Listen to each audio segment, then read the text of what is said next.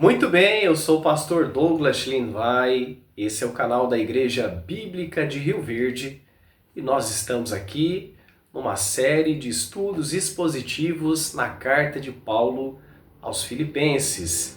Se você tem acompanhado o nosso trabalho, se você tem gostado dos vídeos que nós aqui da Igreja Bíblica de Rio Verde temos postado, que você se inscreva no nosso canal, que você deixe o seu gostei. Com certeza você estará nos incentivando a continuarmos realizando esse trabalho. Hoje nós estaremos estudando Filipenses capítulo 1, do versículo 12 ao versículo 18. Eu gostaria de estar deixando um título para o estudo de hoje. E o título é Mensageiro Preso, mas Mensagem Livre. Filipenses, vamos abrir a nossa Bíblia aqui, Filipenses capítulo 1, versículos 12 ao 18. Nós temos realizado um estudo na carta de Paulo aos Filipenses, versículo por versículo, e a versão que nós temos usado é a Almeida Corrigida e Fiel. Filipenses 1, do 12 ao 18, nós lemos: E quero, irmãos, que saibais que as coisas que me aconteceram contribuíram para maior proveito do Evangelho, de maneira que as minhas prisões em Cristo foram manifestas por toda a guarda pretoriana e por todos os demais lugares. E muitos dos irmãos no Senhor, tomando ânimo com as minhas prisões, ousam falar a palavra mais confiadamente, sem temor. Verdade é que também alguns pregam a Cristo por inveja e contenda, mas outros de boa vontade. Uns, na verdade, anunciam a Cristo por contenção, não puramente, julgando acrescentar aflição às minhas prisões, mas outros por amor, sabendo que fui posto para a defesa do Evangelho. Mas que importa? Contanto que Cristo seja anunciado de toda maneira, ou com fingimento, ou em verdade, nisto me regozijo e me regozijarei ainda. Você que tem nos acompanhado sabe que quando Paulo escreveu esta carta, ele estava preso. Ele se encontrava em cadeias. Muito provavelmente a prisão de Paulo se deu na cidade de Roma. Ele se encontrava na sua primeira prisão na cidade de Roma. Sabemos que ele esteve preso em Roma por 2 vezes. Era uma prisão domiciliar. E os fatos que levaram Paulo a ser preso e ir parar na cidade de Roma, bem como a sua própria prisão domiciliar, a sua privação da liberdade, a sua privação de sair pelas ruas, pelas casas, proclamando o Evangelho, e todas as outras dificuldades e adversidades decorrentes de uma prisão haviam chegado ao conhecimento dos irmãos da igreja de Filipos. E eles estavam preocupados com a situação de Paulo, bem como com o progresso, o avanço do Evangelho. Uma vez que aquele que era o apóstolo dos gentios, o grande missionário do cristianismo, aquele que implantava igrejas por toda a Ásia, por toda a Europa, o grande bandeirante da fé cristã, estava preso. O grande mensageiro de Cristo se encontrava preso. Como que ficaria o avanço, o progresso do Evangelho? Então o apóstolo Paulo aproveita a ocasião da escrita desta epístola, dessa carta aos Filipenses, para tranquilizar os seus irmãos na fé da igreja de Filipos, dizendo que o Evangelho avançava. A mensagem de boa nova da salvação em Cristo, ela estava progredindo, ela estava avançando. Paulo vai dizer aqui no versículo 12: "E quero, irmãos, que saibais que as coisas que me aconteceram contribuíram para maior proveito do Evangelho." O que havia acontecido com Paulo? Paulo, em um dado momento da sua vida, nós lemos isso lá nos últimos capítulos do livro de Atos dos Apóstolos, havia decidido no seu coração ir para Jerusalém. E enquanto ele firmou esse propósito no seu coração, por diversas vezes Deus usou seus servos, suas servas, para estarem dizendo a Paulo: Paulo, se você for a Jerusalém, você será preso. Mas Paulo estava resoluto, convicto, e mesmo sendo advertido, ele foi para Jerusalém. Chegando em Jerusalém, algumas pessoas o reconheceram e começaram a dizer: olha, este homem que em todo lugar, em todo canto, tem pregado contra a lei de Moisés, esse homem chegou, ele está aqui em Jerusalém, ele vai profanar o templo, ele vai colocar gentios, ele vai colocar pagãos dentro do nosso sagrado templo. E houve um alvoroço na cidade de Jerusalém. Uma grande multidão pega o apóstolo Paulo, ele é agredido, ele é espancado, por fim ele é preso, ele é chicoteado, ele é colocado em cadeias, é levado para a prisão em Cesareia, posteriormente é levado a Roma. Quando ele está indo a Roma para ser julgado, pois apelou para César como cidadão romano, ele sofre um naufrágio, ele vai parar em uma ilha, Ilha de Malta, lá ele é picado por uma serpente. Chegando em Roma, é posto em uma prisão, em uma casa. E Paulo diz: olha, todas essas coisas que aconteceram comigo, eu quero que vocês tomem ciência, que elas contribuíram para o avanço do Evangelho. É interessante essa palavra avanço. Algumas versões trazem proveito e outras mais apropriadamente progresso. É uma palavra que vem do progresso, do avanço dos reis, dos monarcas. Quando um rei ele firmava no seu coração ir até um determinado local, ele destacava um grupo de soldados, de pessoas que trabalhavam para ele, engenheiros, para que fossem à frente, abrindo caminho, derrubando árvores, aplainando o caminho, construindo pontes. O exército ia na frente derrotando os inimigos, para que quando o rei percorresse aquele caminho, ele não encontrasse nenhum tipo de dificuldade. A sua trajetória fosse uma trajetória tranquila. E é esta palavra que Paulo busca para falar do progresso, do avanço do Evangelho. As coisas que aconteceram com ele, elas foram desbravando, elas foram abrindo caminho, derrotando inimigos, para que a mensagem de Cristo avançasse, para que a mensagem de Cristo fosse pregada e atingisse muitos corações. Então Paulo está dizendo para os filipenses: não fiquem preocupados. O que está acontecendo comigo, na verdade, está contribuindo grandemente para a proclamação do Evangelho de nosso Senhor.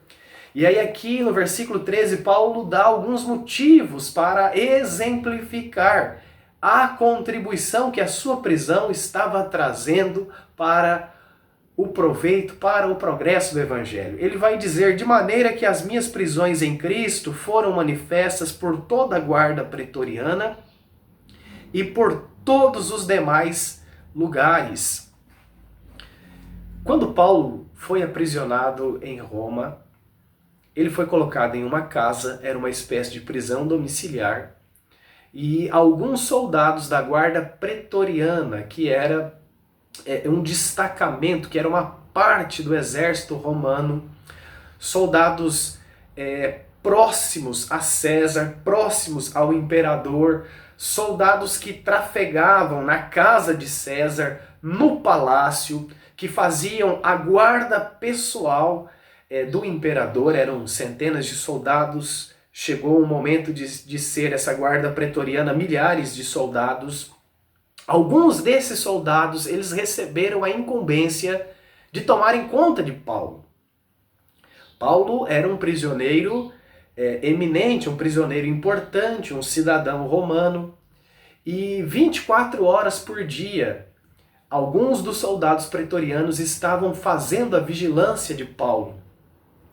Segundo alguns historiadores, nesse tipo de vigilância, o prisioneiro chegava a estar até mesmo acorrentado o tempo todo por um soldado, 24 horas por dia, preso a uma corrente junto a um soldado, e ali era feito um revezamento, mas o tempo todo ele estava sob vigilância e ele estava preso junto a um soldado romano. E naquela casa, nós vemos em Atos, capítulo 28, que Paulo recebeu a visita de muitas pessoas. Ele não estava impedido de pregar o evangelho, de receber visitas, ele só não podia sair dali. E muito provavelmente o que ocorreu? Aquelas pessoas, aqueles soldados, ouviram e viram Paulo pregando o evangelho, Paulo aconselhando pessoas, Paulo intercedendo por vidas, Paulo sendo um instrumento de Deus na vida dos cristãos romanos, na vida de alguns judeus que moravam em Roma. E alguns dos pretorianos se converteram através da pregação do apóstolo Paulo. E eles levaram o evangelho adiante.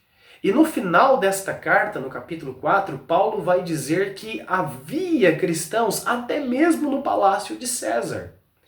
Então, provavelmente, Paulo pregou para os pretorianos, alguns se converteram, eles tinham acesso ao palácio, levaram o evangelho para pessoas dentro do palácio de César e algumas dessas pessoas se converteram a Cristo.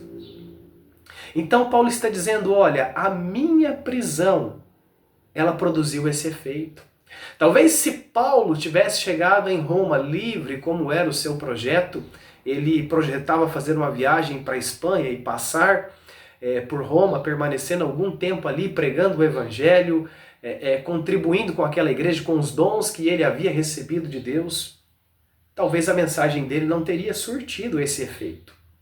Mas ele teve a oportunidade de pregar o evangelho para soldados importantes. Esses soldados importantes levaram o evangelho lá para dentro do palácio, lá para dentro da casa de César. E compartilharam o evangelho com pessoas do alto escalão romano. E ele vai dizer também, no versículo 14, e muitos dos irmãos no Senhor, tomando ânimo com as minhas prisões, ousam falar a palavra mais confiadamente, sem temor. A prisão de Paulo em Roma produziu o efeito de trazer um despertamento evangelístico, campanhas de pregação do evangelho entre os cristãos de Roma. Imagine você vivendo no primeiro século. O desejo que eu e você teríamos de conhecer o apóstolo Paulo. A fama de Paulo corria por todos os lugares. Certamente era um sonho dos cristãos de Roma conhecerem o doutor dos gentios, o apóstolo dos gentios, aquele que pregava a Cristo com intrepidez, aquele cujo ministério era acompanhado por grandes sinais, um homem dotado de uma sabedoria incomparável. E este homem chega à cidade de Roma, mas ele chega algemado. Ele chega em cadeias, impossibilitado de pregar livremente, de realizar a obra de Cristo em liberdade. E isso comove, não todos, mas muitos dos irmãos daquela igreja, daquela cidade. E eles passam a ser um eco da voz de Paulo. Aquilo que eles ouviam de Paulo a respeito do evangelho, aquilo que Paulo pregava, Cristo crucificado, Cristo ressuscitado, Cristo entronizado à destra de Deus, a volta em glória de Cristo, Jesus como Messias. eles passaram a proclamar também por todos os cantos da cidade e ousadamente, sem medo, sem temor, de sofrerem represálias, de serem presos, de terem o mesmo fim que o apóstolo Paulo. Então, um mensageiro de Cristo foi preso, o grande mensageiro de Cristo. Mas a prisão desse mensageiro criou uma comoção. E Deus levantou um exército de pregadores. Deus levantou uma tropa de pregadores do Evangelho que passaram a pregar a palavra de Deus com muita galhardia. Mas vamos ver aqui que nem todos os pregadores do Evangelho pregam o Evangelho bem intencionados, com boas motivações. Porque Paulo vai dizer nos versículos 15 a 17, verdade é que também alguns pregam a Cristo por inveja e contenda, mas outros de boa vontade. Uns, na verdade, anunciam a Cristo por contenção, não puramente, julgando acrescentar aflição às minhas prisões, mas outros por amor, sabendo que fui posto para a defesa do Evangelho. Nem todo mundo levantou a mão para o céu e deu glórias ao nome de Deus quando Paulo chegou naquela igreja, quando Paulo chegou na cidade de Roma. Algumas pessoas ficaram cheias de inveja. Imagine você a comoção, o grande obreiro da fé, chegando na sua cidade. Não se falava em outra coisa. Era Paulo para lá, Paulo para cá. Olha, vamos fazer uma visita ao apóstolo Paulo. Você precisa ver a sabedoria desse homem. Você precisa ver com seus próprios olhos, ouvir com seus ouvidos. Como este homem é um homem de Deus. E muitas pessoas ficaram com inveja. Muito provavelmente líderes da igreja de Roma se encheram de inveja do apóstolo. E passaram a dizer mais ou menos assim, algo mais ou menos dessa forma: se esse homem é homem de Deus mesmo, se Deus tem uma grande obra para realizar através desse homem, por que ele está preso? Por que Deus permitiu esse homem estar preso? Qual a razão da prisão deste homem? E aí eles criaram um pensamento diabólico, um pensamento infernal. Paulo está preso, nós estamos livres, então vamos pregar a palavra de Deus ainda mais e mais, porque Paulo lá na cadeia, ele vai ficar aflito. Paulo lá na cadeia, ele vai se sentir atribulado. Paulo lá na cadeia, ele vai derramar lágrimas amargas, porque ele vai saber que nós estamos em liberdade e temos feito a obra de Deus. E ele está lá preso, impossibilitado de pregar o Evangelho pelas ruas de nossa cidade, de visitar as nossas congregações. Olha o pensamento desses homens. Então, surgiu aquele exército de pregadores em Roma e Paulo observou: alguns estão pregando por amor, alguns estão bem intencionados, mas outros estão pregando apenas porque são contenciosos para comigo, porque possuem um sentimento de rivalidade, de emulação para comigo. E o pensamento deles é: eu estou preso, é porque eu fiz alguma coisa errada. E eles acham que pregando a Cristo cada vez mais e mais eu vou ficar cheio de inveja deles.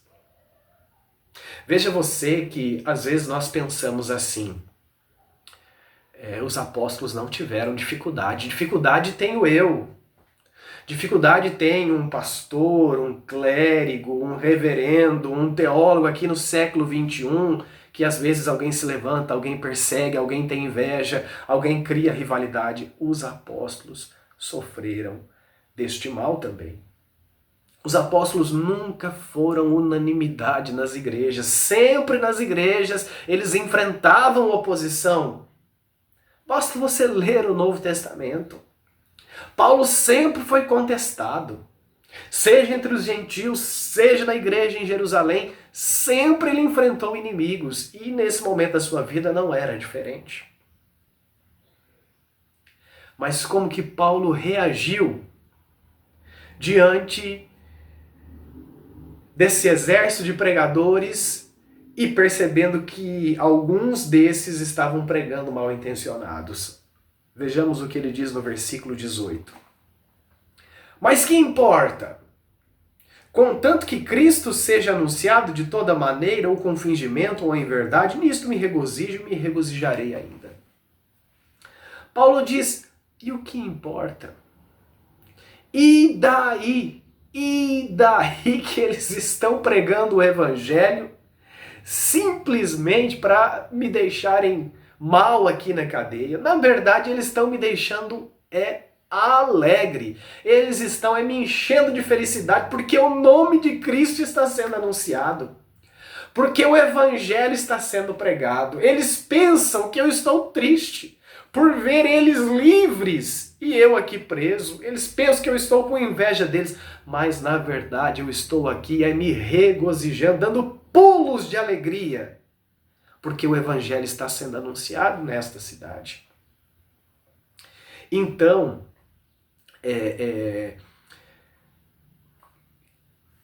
querido irmão, nós vemos que Paulo percebeu que apesar deles estarem mal intencionados, eles estavam pregando uma mensagem correta. Eles estavam anunciando a Cristo. Eles não estavam aqui pregando uma heresia. Caso eles estivessem pregando uma heresia, um outro evangelho, Paulo não falaria dessa forma. Paulo não se alegraria com a pregação deles. Nós vemos, por exemplo, aqui na própria carta de Paulo aos Filipenses, no capítulo 3, quando ele vai dizer daquelas pessoas que pregavam uma justificação por fé e obras da lei, que exigiam a circuncisão dos gentios, Paulo vai dizer, olha, esses homens são cães, saem fora desses homens, guardai-vos desses homens. Ele vai dizer em Gálatas 1 que se alguém pregasse outro evangelho, que essa pessoa fosse amaldiçoada. Mas Paulo percebeu, eles estão pregando uma mensagem correta. Contudo, estão mal intencionados. Então nós vemos que a mensagem é mais importante que o mensageiro. E se o mensageiro tem anunciado uma mensagem correta, vamos deixar Deus a seu tempo julgar o mensageiro. Às vezes, algumas pessoas usam esse texto para dizer assim que nós não devemos criticar ministros heréticos.